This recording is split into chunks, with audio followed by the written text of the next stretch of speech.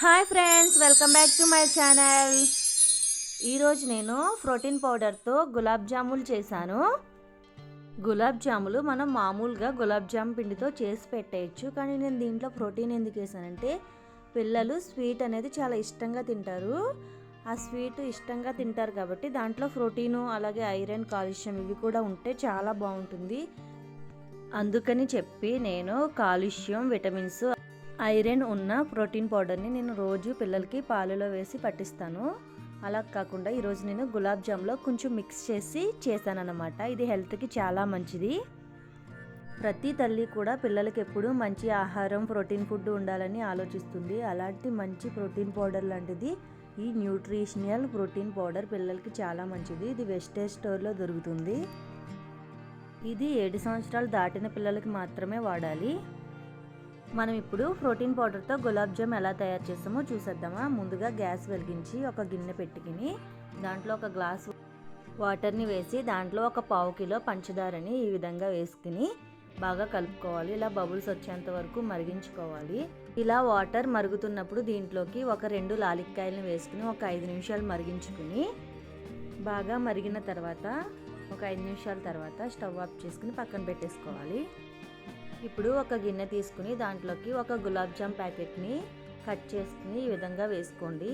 ఇలా వేసుకున్న తర్వాత మనం ముందుగా చూపించాం కదా ప్రోటీన్ పౌడర్, ఆ ప్రోటీన్ పౌడర్ని ఓపెన్ చేసుకుని దీంట్లో ఒక 2 స్పూన్ల ప్రోటీన్ పౌడర్ని వేస్తే సరిపోతుంది.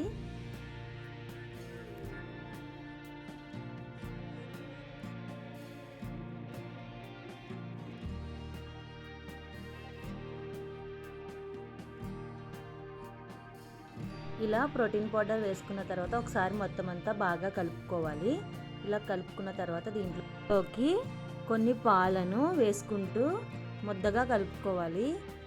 అంటే మనం చపాతీ పిండి కలుపుతాం కదా, ఆ విధంగా కొంచెం గట్టిగా కాకుండా అలాగే లూజ్గా కాకుండా సమానంగా కలుపుకోవాలి.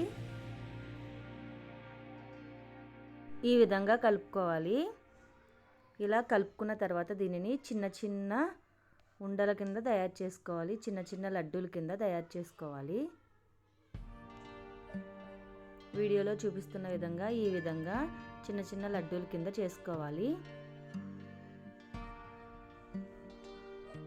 అలాగే మొత్తం పిండిని చిన్న చిన్న లడ్డూలుగా తయారు చేసేసుకోవాలి.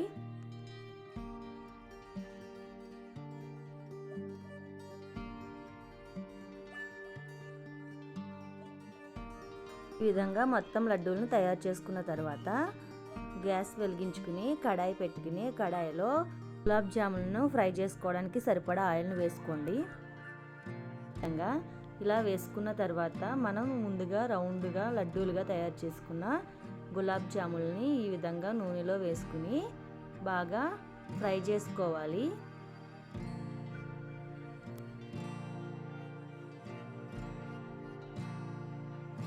ఈ విధంగా బాగా ఫ్రై చేసుకోవాలి. మరి లైట్ కలర్ కాకుండా కొంచెం థిక్ కలర్ వచ్చేంత వరకు ఫ్రై చేసుకోవాలి.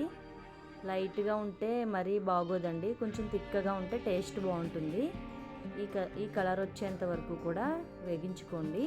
ఇప్పుడు ఒక బౌల్లోకి తీసేసుకుని మిగతా వాటిని కూడా ఈ విధంగా ఫ్రై చేసుకోండి. ఇలా అన్ని గులాబ్ జామ్ని ఫ్రై చేసుకున్న తర్వాత మనం ముందుగా షుగర్ సిరప్ని చేసుకుని పక్కన పెట్టుకున్నాం కదా, ఆ షుగర్ సిరప్ని ఈ గులాబ్ జాముల్లో వేస్తే ఈ విధంగా మొత్తం గులాబ్ జాములన్నీ షుగర్ సిరప్ని పీల్చుకుని చాలా బాగుంటాయి టేస్టీగా.